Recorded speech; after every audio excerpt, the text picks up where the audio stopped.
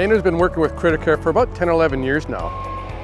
We've provided them with resources to help build shelters over top of their portables. We've rebuilt some of their buildings. We've put in paving stones. We've helped them put in other containers, fill in some landscaped areas and stuff, just working around their general yard. So now we've provided 2 separate sea containers as well. This is probably our biggest community outreach project in the last number of years. We went right from the start of coming up with the container, doing the installation, doing the electrical, doing the painting, putting it in place and doing all that work. You know, they're happy they got a nice structure. It's set up for their needs, and they're super happy. They're just so pleased that we could help them out with this process, and it takes a load off their mind.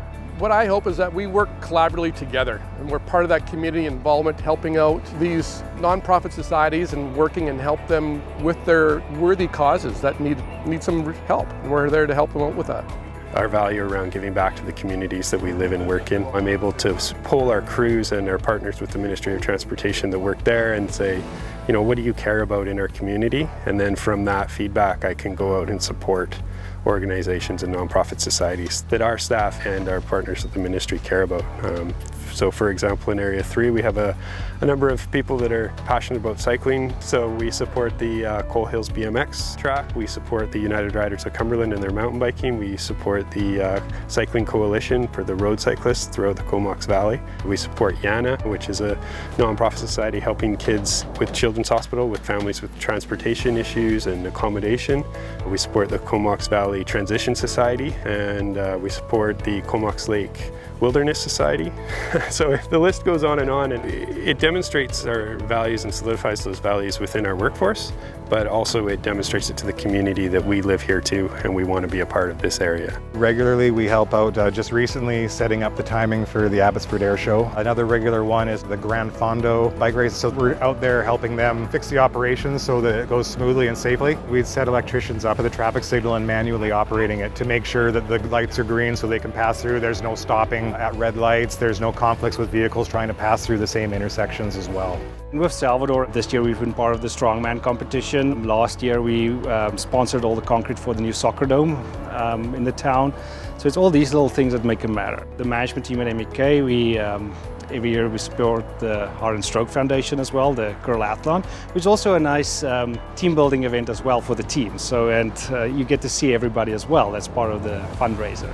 And smaller other community projects as well, like we did a turtle crossing lately as well, and it's just being part and understand what people's needs are out there. It's extremely important for our local employees to give back as well, because they do live in the communities, they see what the needs are, and there's not always funding for it. So I mean, a little bit of help does make a big impact to those communities. One of my passion projects is every Christmas we work with Adopt a Family. The whole corporate office, we all band together, we pitch in, help a large-scale family, and we really just create an experience for them, a Christmas experience, and deliver it to them, and just see the look on their faces when they get their whole Christmas given to them is just, it's amazing. We stay local in the Lower Mainland with that, but all of our operating divisions, they do different charity works. They all work with their local branches, and they'll do something a little bit different. Every year, for instance, we do sponsoring a family, and that's been a really big undertaking, and everybody's great about pitching in.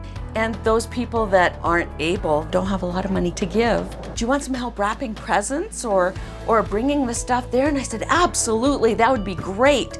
Even if you were able to just put the names on the sticky tags and put them on the gifts, that would be fantastic. Our collaboration with local First Nations groups. There's a lot of First Nations groups on the island, and whether we're on the East Coast working with the First Nations groups around Qualicum or Nanaimo, or we go to the West Coast and we're dealing with ones in Bamfield. We have there are a lot of problems that they have that we're equipped to help them with, and we're able to do so, and we're happy to do that. Some of it's just collaboration where we're doing a job in the area, so we reach out to them and we get some of the community members and we help them find some work alongside our teams, or else it's other projects that they're not able to do. You know, for example, they've got a dust problem, so we'll come in and put some dust abatement down, or they're having issues with road safety for their accesses, so we came along, we did some paving for them. Other times we go down and we'll do training for their employees so they can do their jobs safer. In the past 3 years, we have worked with the Cranbrook Rod and Gun Club, donating equipment and time to help upgrade their range. We also work with the Kinbasket, the native band, and the roadkill that we pick up in the winter, we give to one of the fellows there who's a trapper, who takes out the youth and teaches him how to trap. And so we supply that roadkill to him so he can do a good job teaching him how to trap. Owl, a nonprofit agency. What they do is they take in wildlife that has been struck by vehicles or hurt on the road, which we unfortunately contribute to because of our industry and the way the roads are developed in kind of greenfield areas. So I think partnering with them was really a good way to kind of help improve the system if possible. So what we did was we went into the owl sanctuary and used our equipment and used our labor to paint their pens, fill the potholes within their area, kind of building a better care facility. And all this time was donated by our own employees like myself, and all the material was donated and equipment was donated by Mainroad.